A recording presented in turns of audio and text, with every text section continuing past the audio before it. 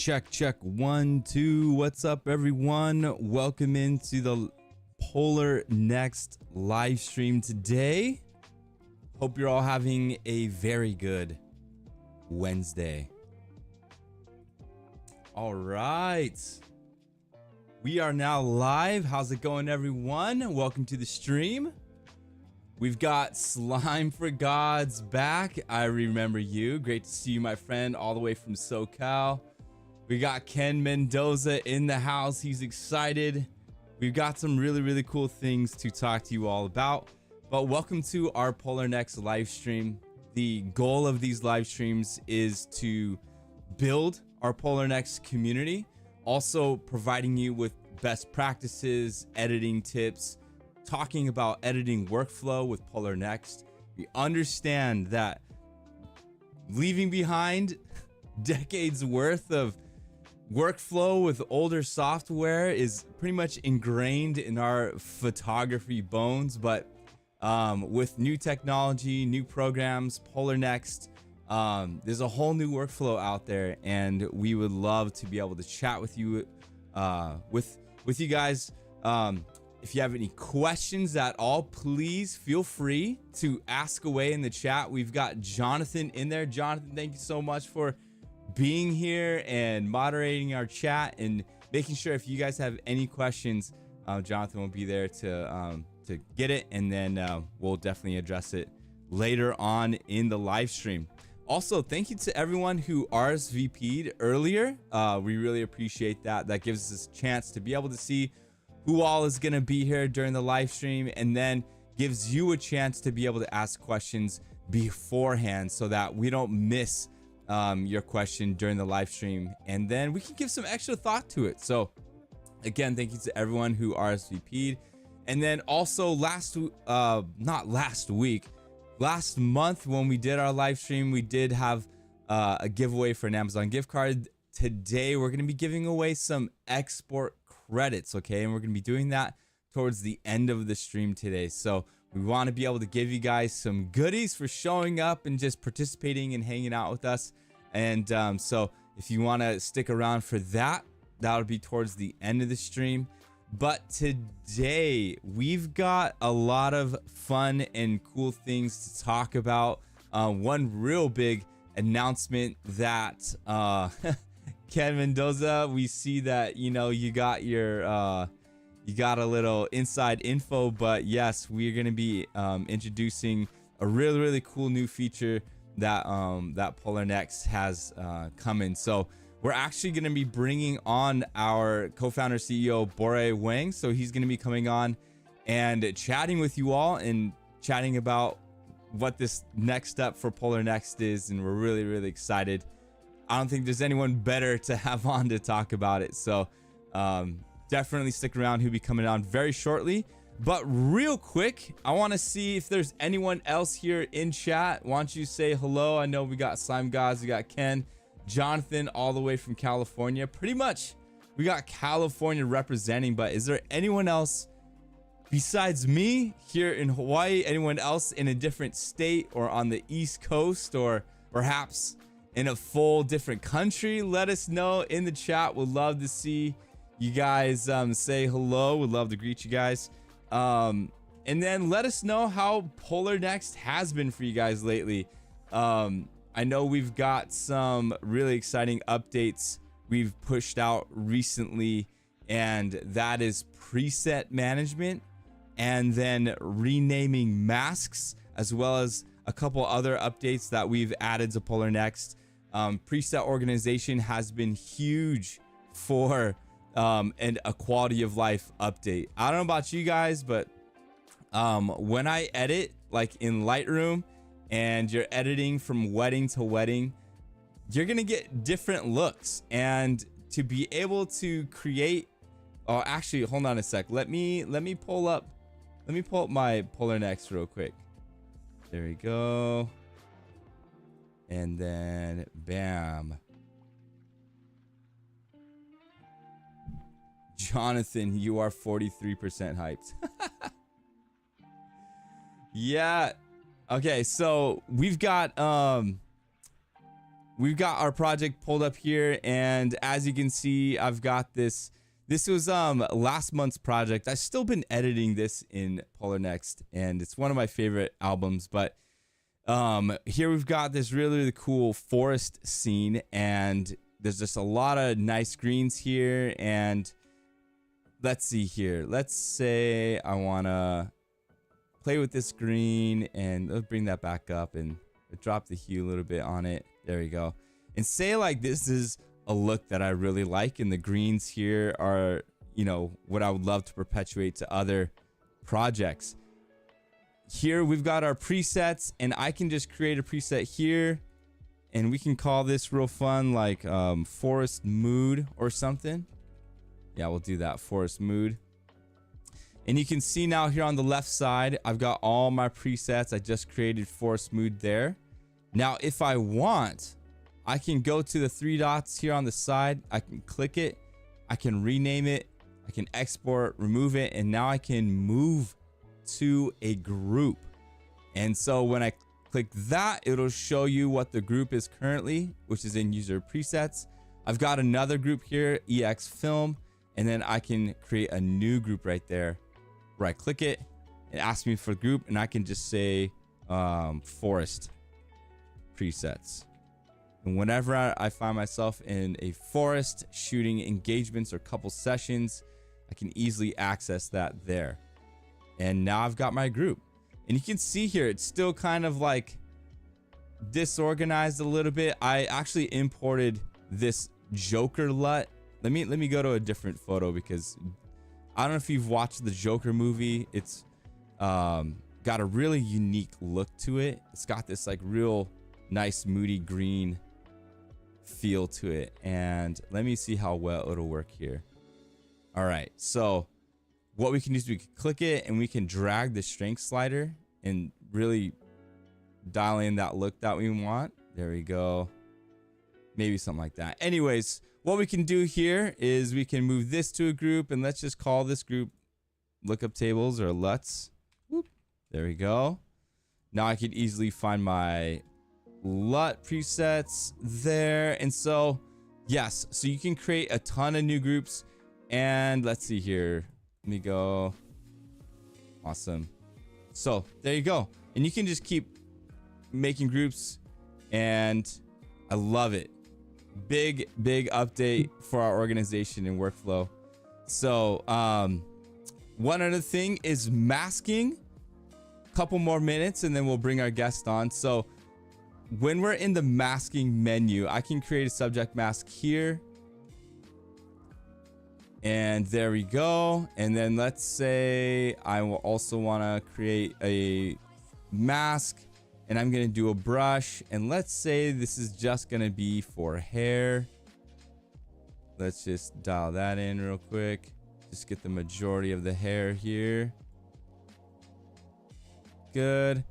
And then let's create like another mask. Let's create a new brush, and let's just do the eyes of the bride.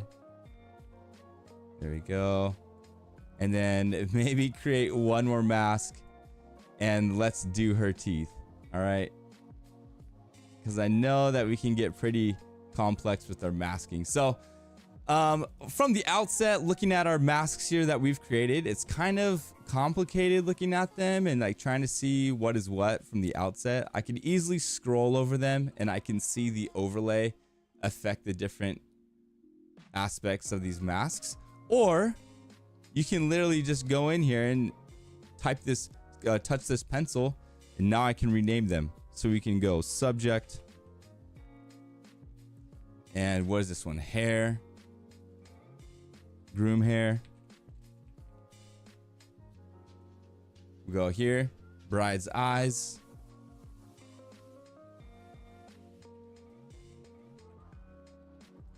And the last one is bride's teeth.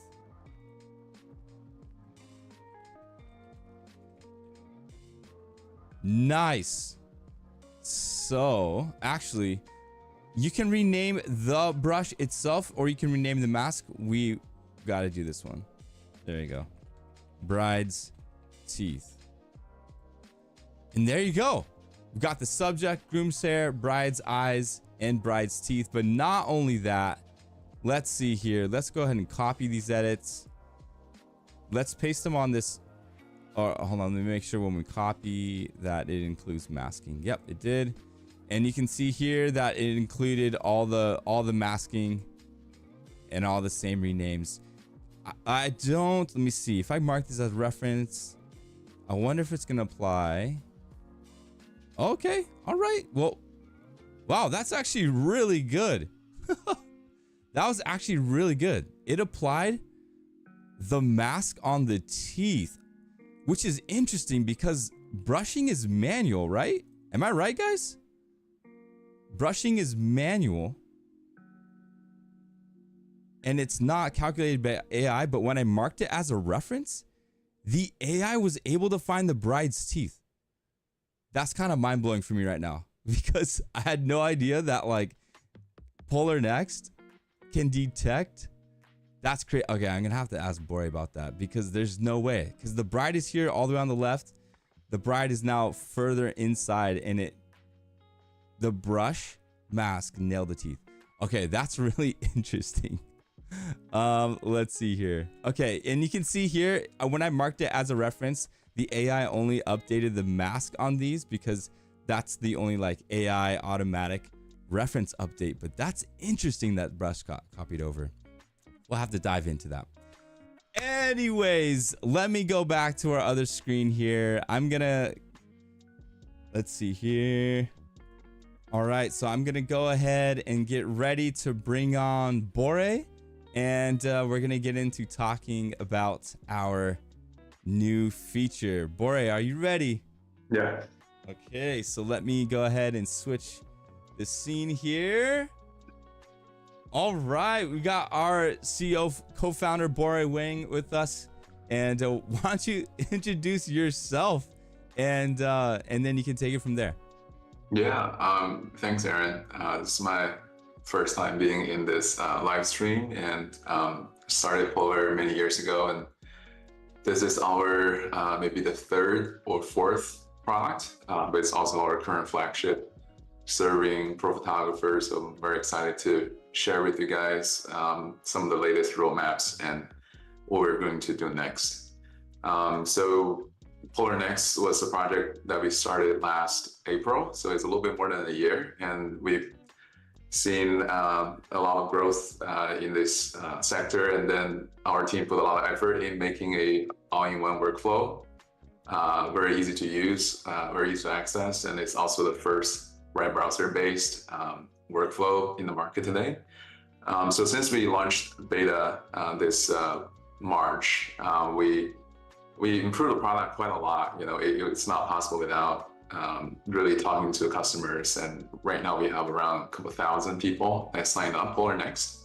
And one thing we've heard a lot is, you know, in order for this experience to be truly all-in-one, it can't just be editing. It also needs to be, you know, handling culling, given, you know, people are working on thousands of photos. So I want to show you guys some of the work that we've been doing on culling. And this is and Aaron, you know, feel free to interrupt me or if there's any questions. But that's really the context here is we started the project a year ago. Now we've had many users using our editing solutions, and now we're getting into culling. So this is the familiar interface for editing, very powerful. I think some of you already noticed that in our existing flow, we do have these color labels. You know, you can actually do different colors, and you know, you can do a range select, read them. So you can do a little bit of culling here. I guess it's not like super powerful or anything. It's not particularly fast. You know, you can step through them pretty fast, but it's not like you can see similar photos grouped together. So the first thing we ask ourselves is, for culling, it needs to be super fast and quick. Especially, you know, this project only has 500 photos, but what if you have 10,000 photos? So that's crazy. The target that we wanted to do is really, you know, someone with a slow hard drive. So this is a you know, a 16 terabytes hard drive that's externally linked. Okay. And then typically someone with a wedding shoot could have like a folder of, let's say, hundreds of gigabytes, and this one has 6,000 photos. So in our calling, the first question we ask ourselves is, how can we ingest these folders super quickly into the web browser? And then you can see, even on it's not that fast to generate these previews Yeah. on the Windows machine, just because the disk is very slow. So we need to be very smart in terms of extracting these thumbnails. And then this disk is currently at 115 megabytes per second, so it's fairly slow. So this is our, first goal is to just be able to see the pictures super quickly, because the worst thing is you went on a photo shoot and then you took like a couple thousand photos and you can't even see them. Yeah. So this is our new calling workflow, where if you open this folder, we'll ask you, do you want to call or you want to edit first? And then when you select call, we will have a much more accelerated engine to ingest these files. Wow. So these are 5,000 photos, basically loaded up in terms of the thumbnails extremely quickly in the browser. So you basically, compared to what you're seeing in the hard drive, is much faster, because we're being very smart in terms of how we are accessing these files. And you can step through these photos very quickly, even like at full resolution. So it's not really a problem when it comes to be able to quickly identify photos you like, you don't like. And the other thing is we have this expanded view here to really help people look at, if people have closed eye, open eye, we have some scoring internally that will be helpful for us to process and sort and rank. But just from the human experience, right, be able to see, how is everybody's expression? And I think this is something that we learned from some of the competitor apps, and then we really like this experience. So you could, of course, you can hide this, but if you want to, you can also see this very easily. The other thing is really, when you have so many photos, how can we make this film strip a little bit shorter? So we introduced this stacked view by similarity. And what this view does, again, this is still a prototype, so the UI is still a little bit broken. But you guys can get an idea of, be able to group similar photos, and then we will be able to use these scores to really select the best one. And in fact, we have this similarity slider. This is something we learned from Capture One. And what this slider does, it allows you to adjust how similar, from not very similar to very similar on the fly dynamically. And in this way, if I adjust similarity a little lower, you can see like this whole group is by 10. Yeah. And then, of course, if you like a certain photo, you can still continue to rate them, you can filter them. So our entire filter experience still work. And then the goal here is really, without any delay, you could import a ton of photos, into our project view. You could look at people's faces. You can jump to any point. Let me remove this. You can jump to any point of the folder. Thumbnail loads super quickly. You could stack them, and then after you finish the process of rating your favorite photos, like red is my favorite color, it's my keepers. You can move on to our to our editing, and this button finish and edits will basically carry you into the next phase, which is editing. It's still very buggy, but you guys probably can see some of the bells and whistles that's already putting into the work here. And I think this is something that will be coming out of a beta feature over the next 4 or 5 weeks, and we'll send everybody an email to try it out and tell us what you think, and then hopefully this will make that whole ingestion flow a little bit easier for everyone. So this is the calling piece, and that we're super excited about. Wow, I really like that slider, stack by similarity, and then the fact that it tells you how many photos are in that stack is really helpful. That's what I'm like really impressed by. Slime for God says, is the stacking feature done by facial recognition or by similar environments? So it's actually it's everything. So you see, there's still some metadata that's being crunched here. We're still debating, like, do you want to stack on the fly, or do we want to stack after we analyze the entire metadata? So right now, this stack is immediately shown because we're just sequentially going through the album and looking at similarities. So it's a similarity score, not necessarily by the face. And but if you want to do more sophisticated stacking, there will be more wait time. And so far, I think this is the right balance, right? Like I think some apps, they don't really show stack right away, but because most of the weddings are chronological, and we're able to just sequentially read them, identify photos. The only caveat is you have 2 cameras or 3 cameras, and and then you can't really quite reconcile them until the whole metadata analysis is finished. So the stack could improve after we finish analyzing all the metadata, but this is the result when you just right off the bat and do a sequential read, detect similarity on the fly. So let me just open another album here, and then let's see. Yeah, hopefully the disk can handle it. I think it's still trying to read the other one, so there's simultaneous reading. So you see, like, so this is another album, another 7,000 photos. Wow. Like for this one, right? There's not many faces per se. But let me reduce the. Yeah, the stacking is still a little wonky. Yeah, so I have to get back to you on like how we're leveraging the face data, but you get the idea. It's we want to make it quick, and not overly rely on faces, but also not completely discount it.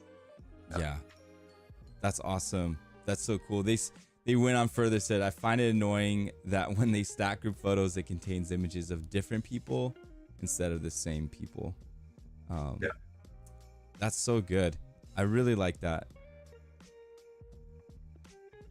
Trying to think of other questions. It's amazing that's happening within the web browser. So everything's happening locally on your disk.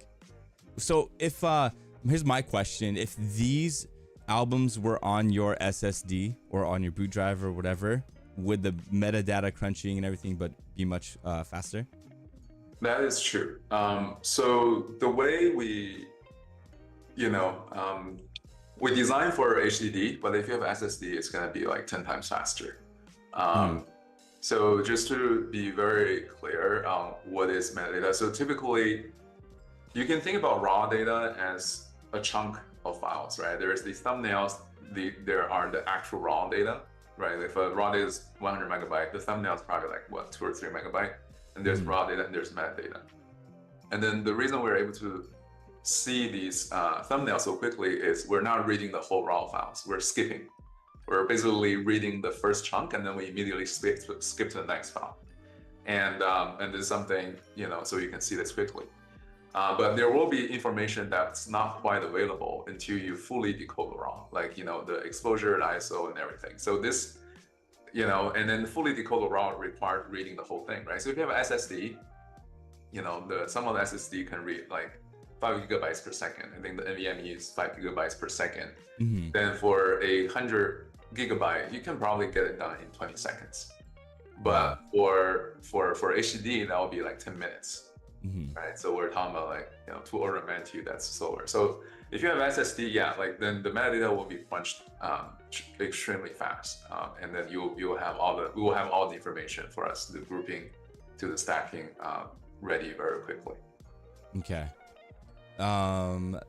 Ken's question is, what are the default rules for stack order with virtual copies? With virtual copies. So if you create a virtual copy, let's see if you can create a virtual copy here. Yeah, you could actually. Right now, I believe, again, this is something we want to learn, is if you have a virtual copy, it will be stacked together, because they're going to be visually similar. There you go. Ken says already better than Lightroom stacking. This is exciting. But internal to the stack, so when we display a stack, this stack view, by the way, is so broken right now because we're still working on the underlying. But once we're able to stack, we will rate among the stack. There's some sort of internal score of using the data on people's faces, on blurriness and focus. So you will see a ranking within the stack as well. Nice. Stacking is very, very helpful for me when I'm culling. It helps to trim down that. Like, I just shot a wedding the other day. It was 8,000 images, and it was just able to stack it all the way down to about, I had like 1,800, I think, or something like that. And it just makes me feel like I can cull much faster rather than going through all 8,000 whatever. Being able to stack it and just go through those definitely helps, and so I'm really excited about that. Yeah, and this is something that we want the, right now the similarity score, quite honestly, like what does even 1 mean, what does 0.1 mean? We're still tuning this. It's like maybe we just have kind of low, medium, high, and very high. And then you can click on it and you can visually see, okay, like, at medium, we're seeing maybe like 2,000 photos is going to be selected for you, and then at high it's going to be like 500 photos selected for you. So those are the things we're still working on. Okay. Yeah. And like to hear from you, Borui, like how important is user feedback, even for people here that are watching this and checking out the culling? I'm sure you guys have your wish list or things that you wish current culling softwares can do. For you, Borui, is it important to hear these feedbacks and to hear all these comments? 100%. I mean, like right now, I would say because we're so new to the market, we're still in the catching up phase. Like when the project started in last April, we are more of a consumer company. Like we build apps for consumers, not pros, in the last many years, and this is really a new organization that we're starting. And we had nothing. Like like a year ago, we didn't have a render engine, we didn't have any of these tools. So the first year was really just catching up, and catching up means meet the standard of what people expect from other software, and then also Culling is another example of it, right? Like this is not new. This is something that other people have done. We're just putting it all together into experience. And during this phase of catching up, and we're able to do it very quickly, the feedback is more around the usability, right? Because we want the environment to be, very integrated. Like, like how do we go from navigation from the grid view to the stack view to the different compare view? Like, there are some new stuff we're introducing, so it's more about usability. But I would say when it comes to user feedback, like 80% of it is really the usability. It's what people consider is usable, what is something that people don't understand. And then there's 20% of feature requests as well. But then, I mean, like those feature requests, they all already exist in other software. It's not like a new disruptive feature request. And then when we see that, we're like, yeah, we should totally have that. Like, for example, we recently have implemented the group feature. It's like people, okay, I have so many preset groups, right? Can I just have groups? Right? Of course, like Lightroom has this for ages. We just didn't have it because we're prioritizing other things. So a lot of feedback is like, okay, you're missing this feature. I want this feature. I want this to be better this way. But I think as we become more mature, as we are finished the catching up phase, there will be a lot more kind of this more like a wish list that didn't exist in other software, right? For example, in Culling, we have heard feedback where people are like, hey, like if you guys are able to train an engine to recognize different scenes, like getting ready, cutting cake, party, the kiss, and then be able to also tag them, that'll be great. And we're like, yeah, that's such a great idea. Once we finish the catch-up phase, we will start to address them, because ultimately, we will have to, the advantage of Polarr is we really control the whole environment, right? Like from calling to editing to exporting, we're all controlling, we're not like multiple apps, multiple plugins. So we're able to ship those new features very quickly. So we're very much like, let me actually share something, a slightly a private thing. So are you able to see this Asana board? Yes. So we have a very long board called user interview and user frustrations.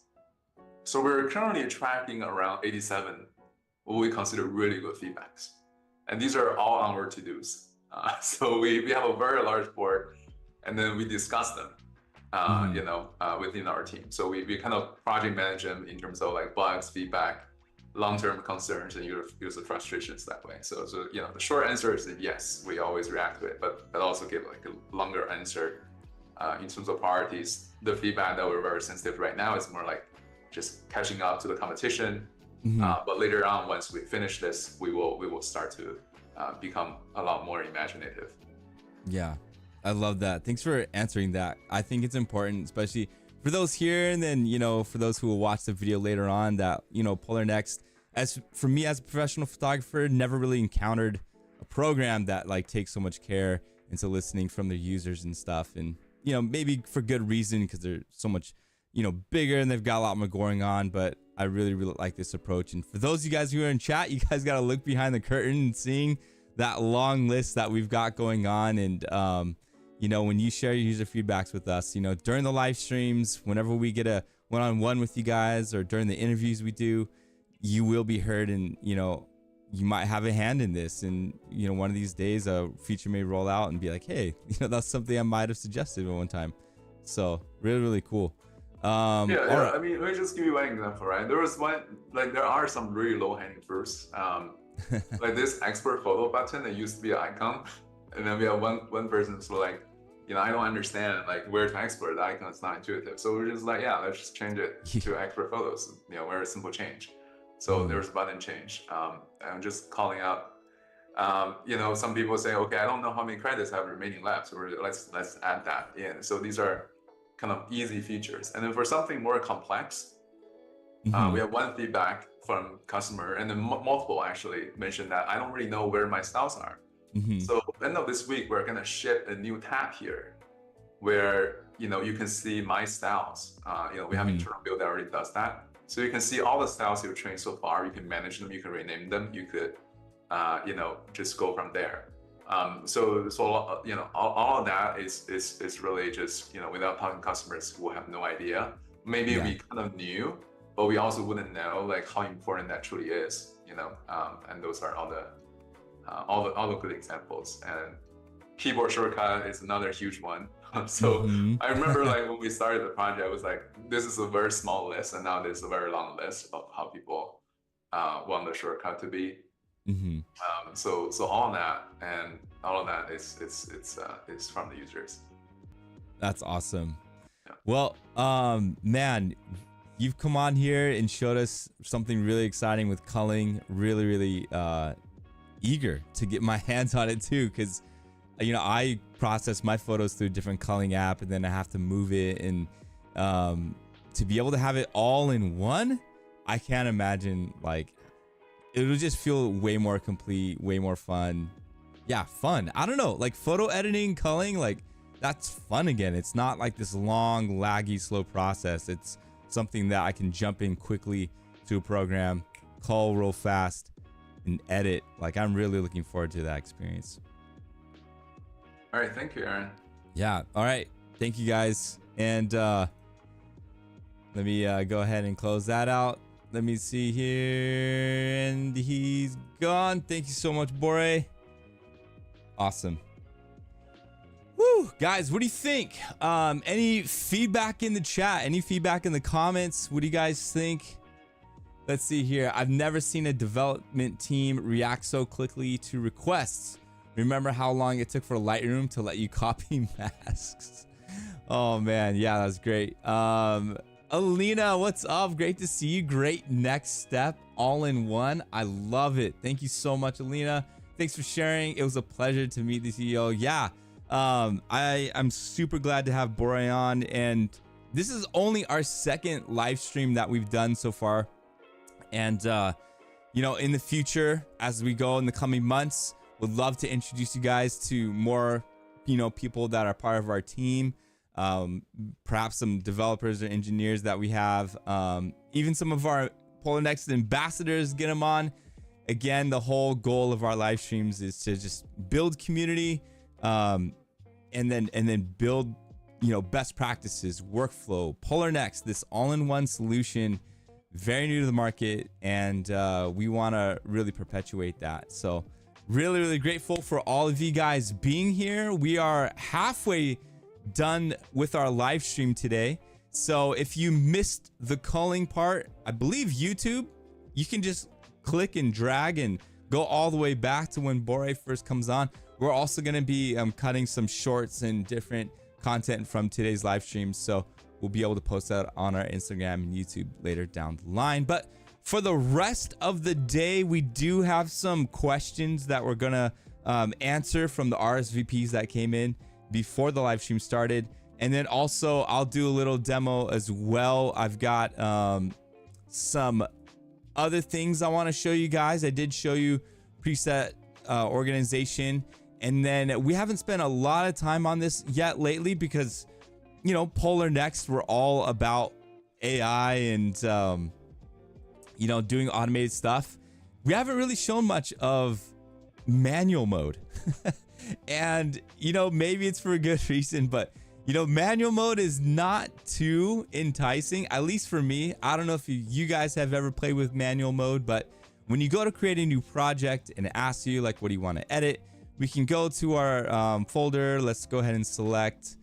And what I'm actually going to use is I've got all the user submitted photos from last month. And I didn't get a chance to get to them just because we were going through so much. But today I want to show you guys manual mode. And I feel like manual mode is really great for projects that don't really have like a cohesive theme to it. Maybe it's like, you know, your family photos over the last couple months, or it's just a bunch of street photography over a couple months. And you don't really need like AI to create like a cohesive look, and you just kind of want to attack them separately. So down here at the bottom, when you go to select, you can just go start without an AI style and hit continue. This is also another great way. I know we just got done talking about culling, but I did have some guests come on the other day for our YouTube channel, and they cull in Lightroom still. They don't use Aftershoot or Imagine or any other AI stuff. They literally just cull their stuff in Lightroom. And so with Polarr Next, as you know, when you start with an AI style, or you start with a reference, you know, you're going to affect your photos. There's photographers out there who don't want to bring their photos in and edit them. They'd rather just let them kind of chill, and they can just go through and, you know, 5-star, let's see, give them 5-star, 3-star, 2-star, and they really want to go through quickly. Great thing about Polarr Next is how fast it is to be able to pop into an image and just go from photo to photo. And you can just manually, we can assign colors to them and everything. So manual mode is a great way to kind of get that started. And to me, manual mode is kind of like an unofficial manual culling mode, if you catch my drift, because when you're in here and you start to edit, now we can, let's see, we can go in there, we can definitely edit, and you can see that there's no setup progress bar. There's nothing about locking or marking as references. If I press the M button, nothing's happening. If I press L, nothing happens because we're not doing any type of AI processing. I can go in here and let's see, let's play with this again, this Jokerlet. It's just on my computer, it's in my presets, and yeah, let's do that. There we go. Maybe adjust it a little bit more. And let's see here. Nice. There you go. Maybe we do something like that. And got that one photo. And the next one is like this airplane shot. And that first photo, by the way, is by Vel Davis. Thank you so much, Vel, for submitting that. We got some more from her. But let me see here. This one, we can just dial in, and now we can just add a totally different look to it. Maybe, ooh, this black and white is actually really pretty here. I like that. Did we go to this next one? So you guys catch my drift, you know, manual mode is really great just for those random photos. Val, great to see you. What's up? Awesome. So we can get in here and do that. And so say like, you know, you're done editing through these, and for some reason you do want to add an AI style.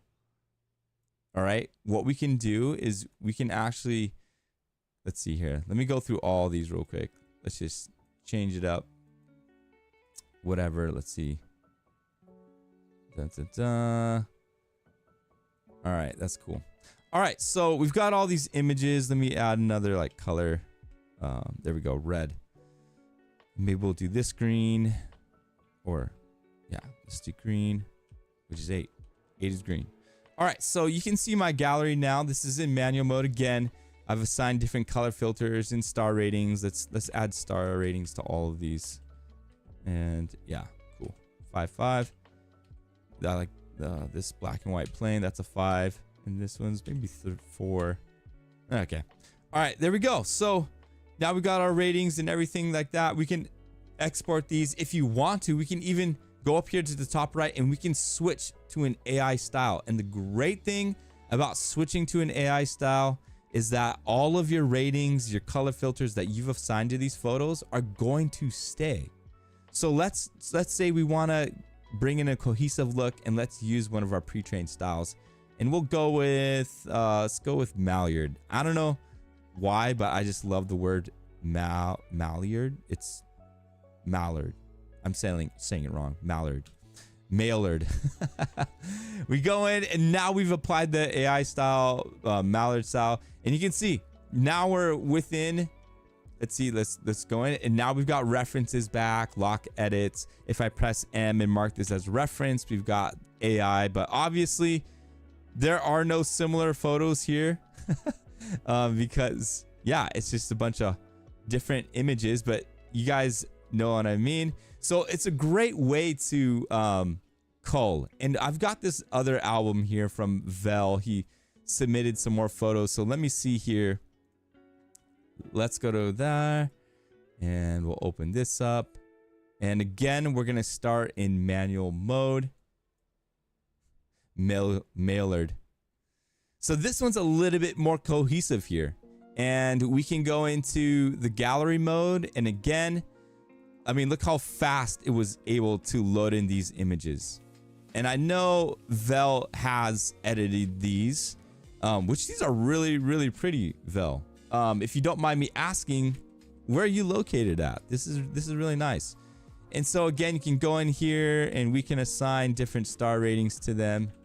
That's a really nice shot. So we'll just add a 4, 4, 3. Ooh, this one's nice. We'll have 5 there. This one's a 5.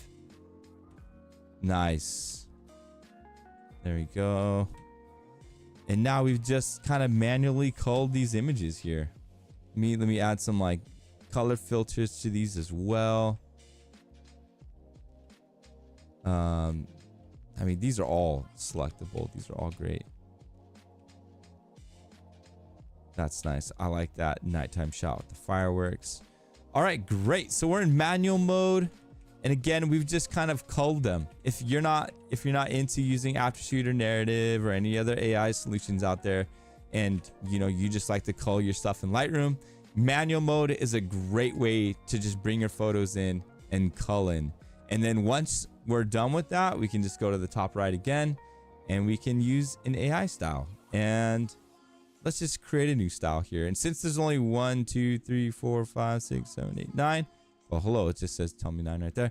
We can go to Express Setup, which all we got to do is edit one photo.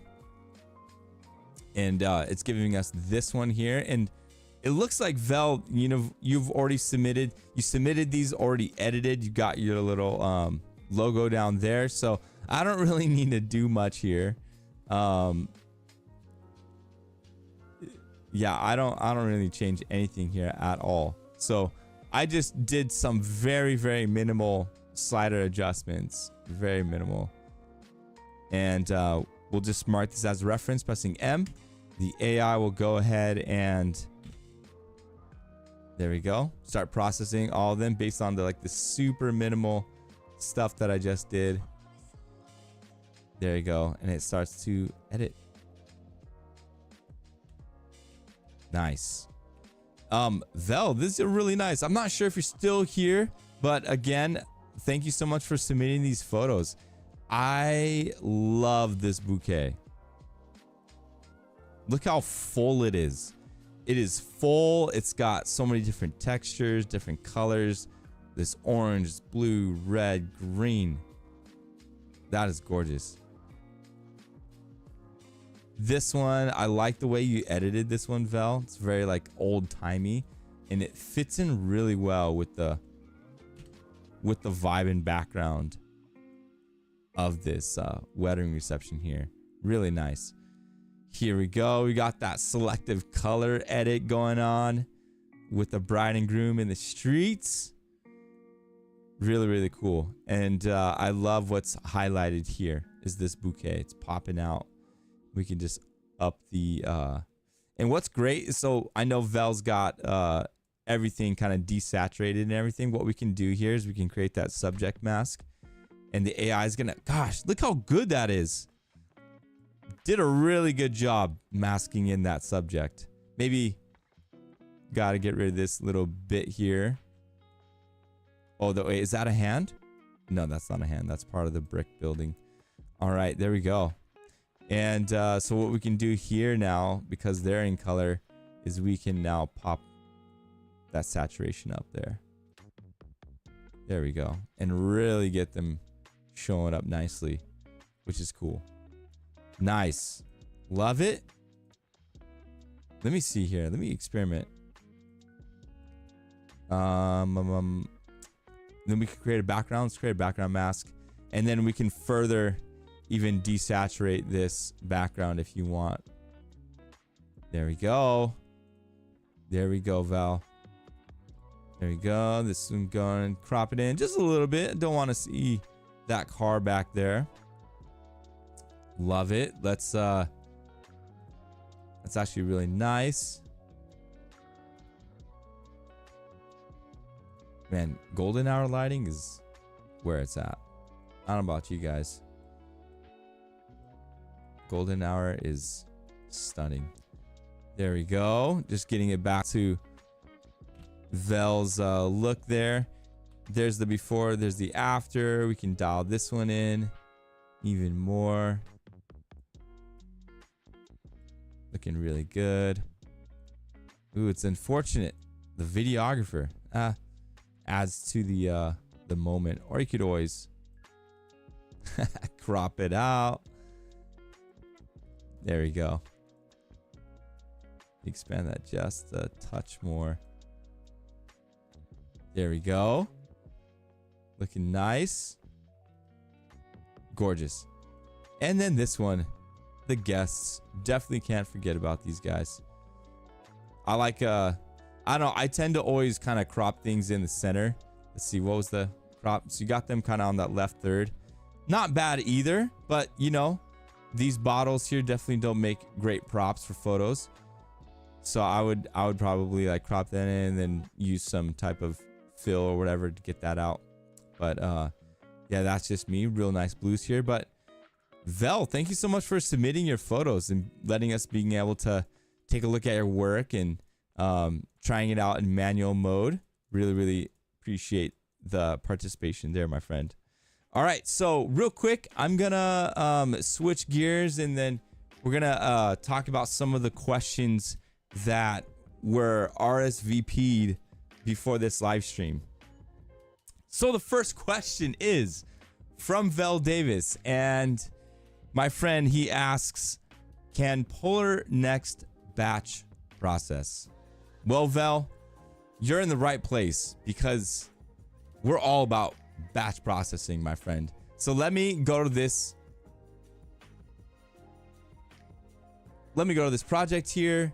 And what we're going to do is I'm going to create a new style just to show you what batch processing looks like with Polarr Next. All right. So we're going to use a different style and we'll hit OK. We'll go advanced setup. All right. And these are the 13 images that Polarr Next wants me to edit. And I'm just going to do a real basic edit here. Nothing too crazy. All right. And we're going to mark that as a reference, pressing M. Good. And then let's just copy it. So the old way of batch processing with like Lightroom is you would have your anchor shot, your anchor image, and then you would shift click and select all the photos that you want to be affected. And then there's a button that says sync. You would sync it all, and it'd be based on that first image you selected, which is this, right? And kind of similarly, we could just copy the edits, and then you can click on a range of photos, shift click, and paste to all. And now we've just kind of batch edited there, right? That's kind of like a little batch edit. But as you can see, when we pasted it, things kind of got overblown. It's not ideally what I'm looking for. So we would have to go back and readjust everything. Let's see here. Let's just do that real quick. Readjust things. So batch editing, I would say it's pretty good for copying over a lot of color, hue, luminance differences. But as far as dialing in your shadows, highlights, exposures, batch editing doesn't do quite well. And I know Lightroom also has something called exposure match, which sometimes it works and it's kind of like, oh, this is really cool, exposure match. But most of the time, it wouldn't work for me. And it's always kind of hit and miss, kind of a gamble. So what Polarr Next does with batch editing, it takes it up a notch by utilizing AI based off of your training it with these reference images, using AI to, when you mark a photo as a reference, it'll find those similar photos, because that's what you're doing with batch editing. With batch editing, you're choosing photos that are in chronological order, right? Chronological order, same environment, same look and value. So, you know, with this, I would batch edit here because these are the same exact environment and atmosphere. I wouldn't include these images because these are a much different environment, different white balance, different colors. But if I wanted to batch edit these, I would probably start here and then I would just select all these. So batch editing is very kind of limited to the user. And once you batch edit, then the user has to go in and manually dial in all the images. So what we've done is we finished the AI style, and the Polarr Next is editing the entire project. And I'm just going to go all the way to the top because I always tend to edit from left to right in chronological order. So what we're going to do here now, so Vel, to answer your question, yes, Polarr Next does batch edit, and you can check this out. So say I wanted a little bit cooler tones here now in the greens, and then let's even maybe desaturate the greens here. All right, so now we've got a totally different look from before and after. And instead of copying this and then selecting the range, right? Shift click, paste to all. You can see that it pasted all the different adjustments that I made. But you can see these are kind of darker or whatever. What we can do, let me hit undo. Undo the paste. There we go. All right, and let me unlock these real quick. Okay, so we unlocked them. What we can do is we can just mark this as reference. Polarr Next now will batch edit the similar images, and as you can see, it did a much better job. There's that one that is a little bit darker, and we can just bring up, let's go to the exposure. We can bring up the exposure there. For that, mark it as reference again. The AI will adjust the similar images. So much faster way of batch editing, a bit more, and not a bit, a lot more intelligent than just the basic click and sync batch edit style. So I hope that answered your question, Vel. Thank you so much. Francisco, so this question, I do remember it from last time. So next question, Francisco asks, is there a stitching, sorry, let me say it over again. Francisco asks, is there a stitching option? So right now, no, there isn't. Borui earlier showed you that long list of features. So stitching is on there in our Asana tasks. We will get to it eventually. we'll see if stitching is something that is a feature that we really want to bring into Polarr Next. I think, again, being able to have a photo editing program that's offers similar features that Lightroom and, Capture One and other programs have definitely is our goal. So stitching is on the list, Francisco. So please don't grow weary in waiting. We'll let you know as soon as we get to it. All right, Gonzalo says, are there shortcuts to quickly access basic setting or editing tools using the keyboard? For example, temperature, tint, exposure, contrast, highlight, shadows, texture, clarity, dehaze, saturation. Really, really great question. So the bottom left here, let me switch scenes here. At the bottom left, right underneath my face, there's a little keyboard icon. So when you click this keyboard icon, it'll bring up our shortcuts menu. So on the left side, navigation, you can see here crop menu, healing, masking, basic editing, which is basically your QWER. If you are familiar with playing League of Legends or any type of games, these are some very popular keys. I love that we selected these keys because I could quickly, you can look on the right side, I can quickly go back and forth between all the different editing panels. So right here, I've got the basic editing, which is on the left. Right here, this basic editing, contrast, exposure. I can press R for crop.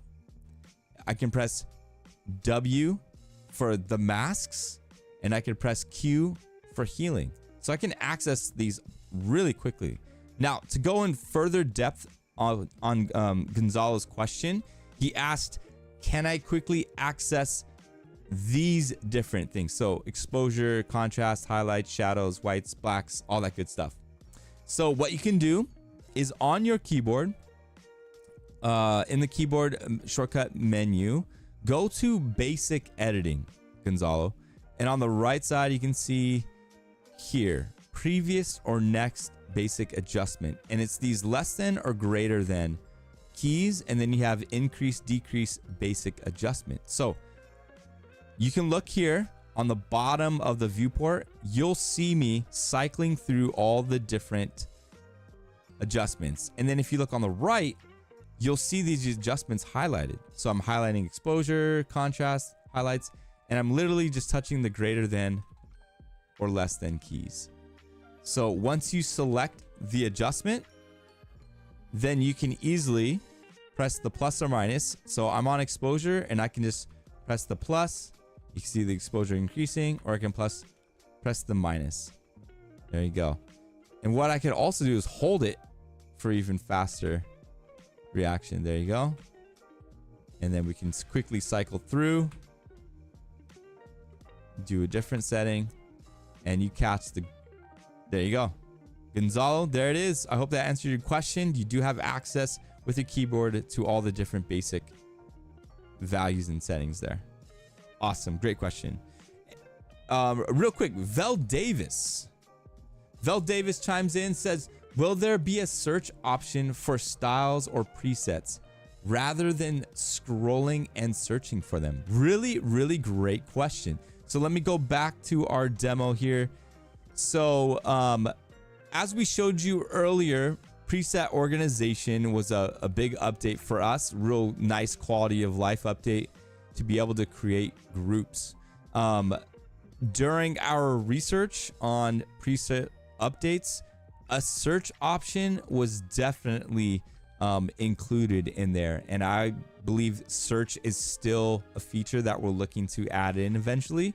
It would probably live like right at the top here, and you can just quickly click in it and then type in the name of the preset that you're searching for. As far as styles go, Vel, the styles are a little different than, or actually not a little, they are a lot different than presets. Presets are just a .xmp file that you can apply to any image at any time. Styles are more your overarching look to the project. It's what you've trained the AI on how to edit like an entire project on. And what's cool about it is, like, say you really like the Maillard I don't know. We just keep gravitating toward this one. Say we really like this mallard look, right? We can go in here, and as you can see, the pre-trained style definitely didn't work too well with my image. I'm gonna have to adjust it quite a bit, and I can just do that real fast. All right, so I've got it back to somewhat usable there, and I'll hit M just to mark that as a reference. So say you really like this look from the style, you can create a preset, and we can call it mallard style, right? Mallard style. So then now I have this AI style in kind of this preset form. And if I'm wanting to apply the mallard style to just, you know, singular images, say I go back to this manual project that we have, and I want to add the mallard style to this. Let me reset this one and go into our presets, and we got mallard. Now I've got the mallard style as a preset, and that helps in the manual editing mode. So the other part of your question, you know, with styles and being able to look for them and scroll, again, Borui, when he was on, he also gave us a little, you know, inside information that we've got a new update coming out soon, a style tab. So being able to have your styles live on your project on your dashboard, very similar to our explore tab, but it's going to be your styles, and you'll be able to see the different styles that you've got, and you can easily select them and edit your projects with. So Vel, I hope that was being able to answer your question. All right, we've got a couple more. These questions, I didn't have a chance to get to them last month. So this one says, again from Vel, sometimes a second photographer, actually, hold on, let me change scenes here again. All right, Vel says, sometimes a second photographer frames the subject directly opposite you and inadvertently in the shot. Can you remove them without diminishing the image in Polarr Next? Well, right now, Vel, we don't have anything that'll like automatically take it out. Something like, if you're thinking like generative AI, that is something that we have talked about and, you know, would like to have eventually. But for now, we only have spot healing. And, you know, real quick, let me just demonstrate for you.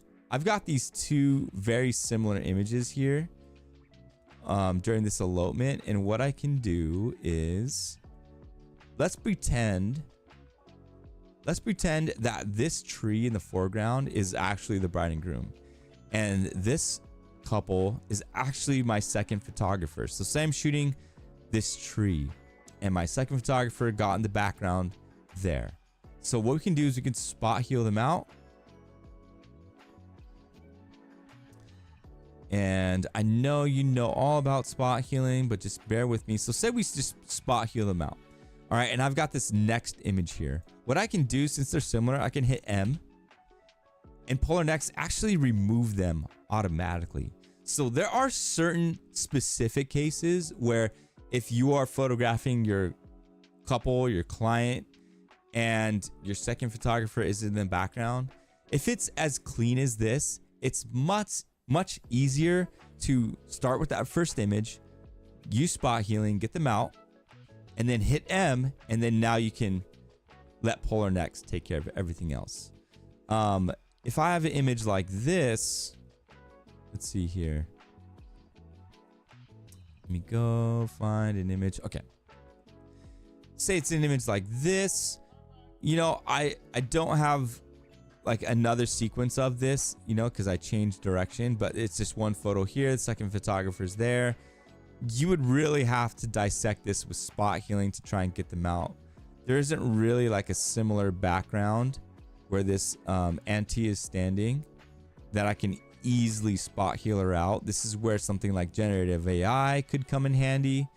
But you can see I don't really have, you know, anything to really copy from. So I'd have to really like I said, take it piece by piece. So like what I mean is like maybe start here and maybe try and copy there, and then you go again like piece by piece. Go there. And yeah, you'd have to do something like that, but I hope that answered your question, Vel. And then the last question from Julian. Let's see.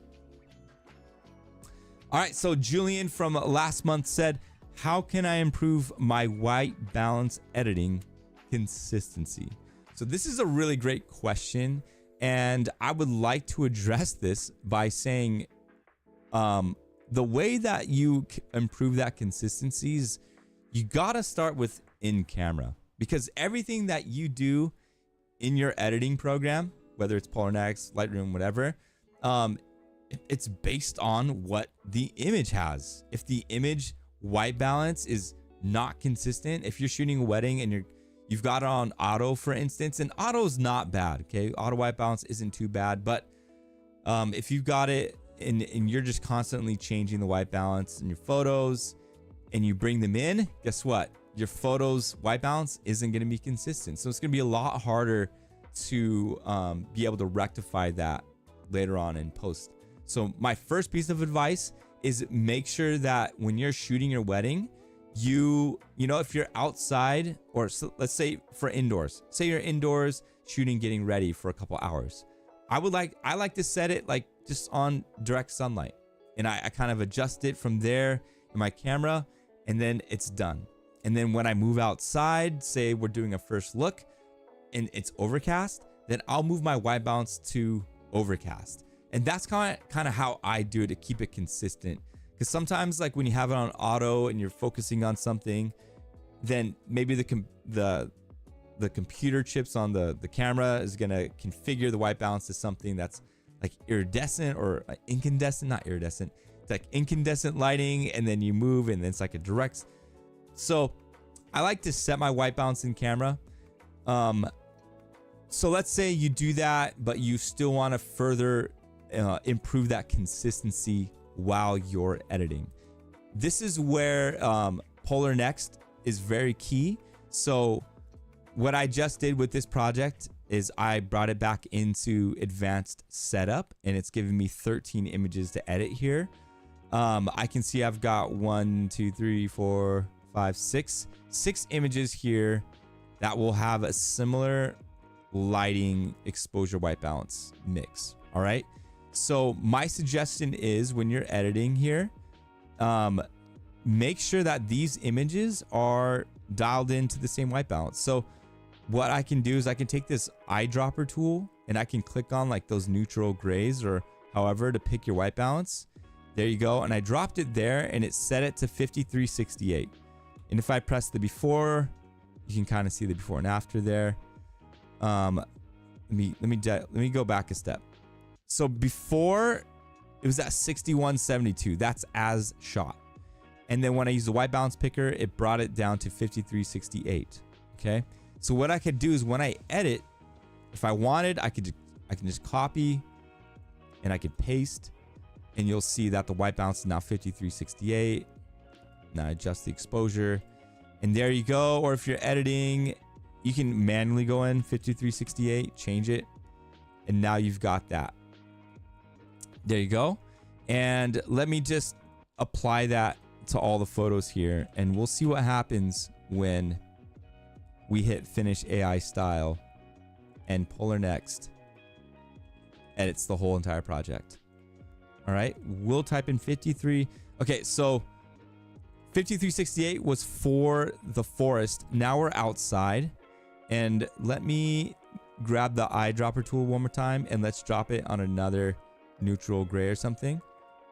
There we go. A little bit too warm, maybe not the exact gray I should have dropped it on there. I do want it a little bit more cooler. So if you first don't succeed finding that white balance that you really want, just keep going. Keep going with the eyedropper. There you go. 4809. Maybe that's a little bit too cool, but for now that works. There we go. 4809. This is a different scene. Let's go ahead and drop that tool again. Find that white balance we really want. I like that. 5714. 5714. Dial that in. That's pretty spot on there. That's 5715. Good. All right. There we go. So in our reference images, let me mark them all. In our suggested, mark them as references. We're going to finish. And now Polarr Next is going to apply all the edits. Let's go all the way to the top. And remember our white balance? It was, what was it? It was 5368. It was 5368. Let's go to our references and see. So our references are 5368. And let me untoggle that. Let's go back to our images. So right now I'm seeing between 5471, 5220. And the difference in the white balance is really being dictated by the AI. But it's within that range of 5400 to 5100. Whereas in the references, they're about 5368. So that's the thing too, is that unless you're in a studio controlled environment where you control the lighting, you know, and you can keep your white balance the same, when you're outdoors like this, the sun could have come out stronger. It could have gone more overcast. So you can't really control the weather. And that's why there's a variation in the white balance. But for the most part, it looks pretty good. It looks pretty solid. Very similar. And that's kind of where you want it, Julian. To wrap up your question, let's see, let's go to these ones. Again, when we're outside, this is 4809. 4809. It's 4979. So it's all very similar within the same ballpark. This one is 6138. So you can always just 4809. There we go. Dial it in. And we can press M, and now the AI is going to update similar images. So there you go. Again, you know, I'm outside. The sun is beaming, very bright. The overcast could set in. Clouds can cover the sun. So you're working with a lot of variable light and stuff that changes. So to answer that question, working on your white balance, editing consistency starts with in camera, setting your white balances accordingly to the scenes. And then when you're editing, make sure when you're editing those suggested photos to mark them as references, that you get the same white balance from those references. And then once you hit finish, you go into your images and just make sure that, like, you're shooting outside, it's within the same ballpark for every scene. So I hope that really helped. Guys, we're gonna wrap this up. Again, we went over a little bit today, and that's okay. I think we had a really great live stream. Would love to hear your guys' feedback. If you have any more questions, I know we're wrapping up right now, but if you have any more questions, feel free to put them in there. But right now, Jonathan, I called you John. Do we have time for a couple giveaways? We've got a couple thousand export credits to give out to some people. So we can do that right now. I think the command is hold on a second. Oh man, you know what? My camera overheated. No, my camera overheated.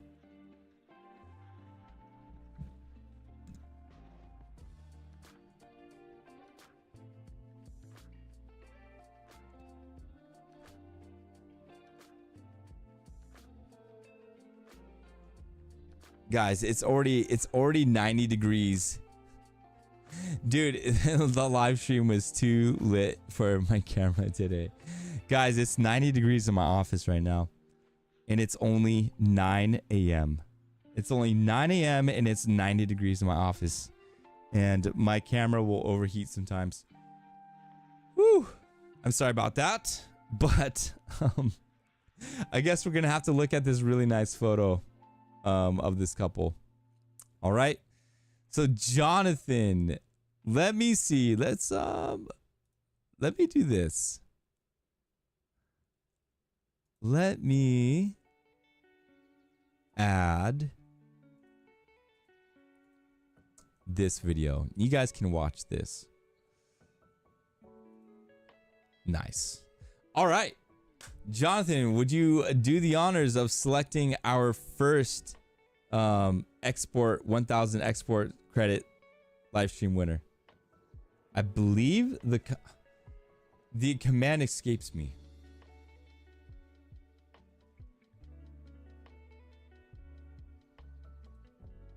I think it's exclamation mark winner or something like that, to that effect.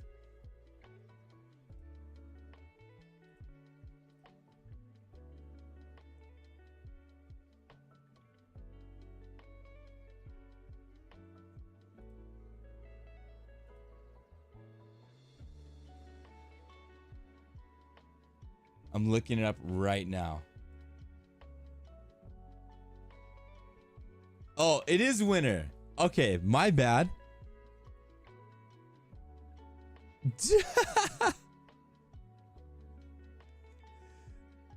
You know what? I think I might have to just make an executive decision here, Jonathan. And we should just...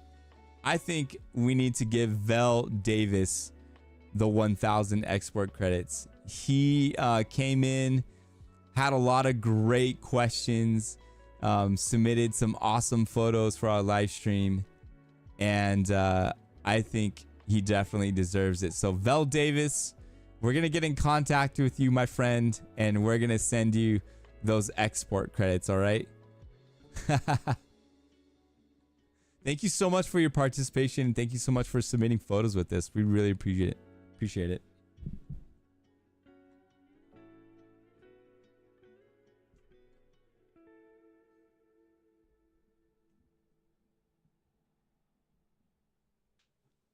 All right. All right. And do we want to do one more? Do you want to try one more roulette, Jonathan? Exclamation mark winner. And maybe if it doesn't happen, then we can okay, let's try one more. And the winner is Jonathan Mark Jimenez. All right. Something's rigged here, Jonathan. Are you just trying to hoard all the export credits for yourself? I'm going to have to make another executive decision. I think that Slime for Gods earns also the second 1000 export credit prize. He's been with us now for both live streams, asking a ton of awesome questions, and we'll see if we can contact Slime for Gods. I don't know if you're still in here, my friend. Let's see here.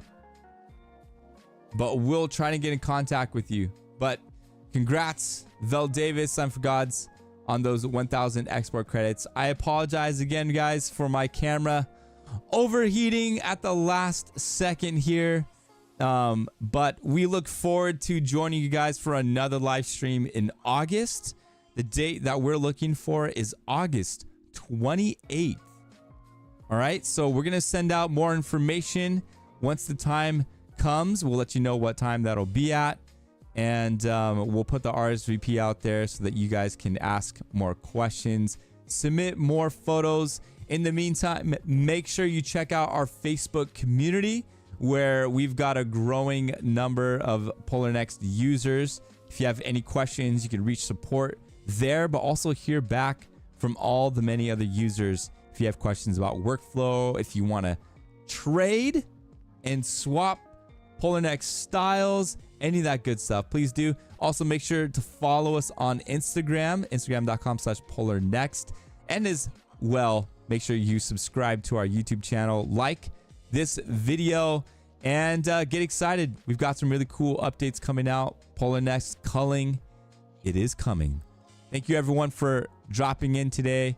It was wonderful to have you all, and we'll see you all on the next one. Aloha.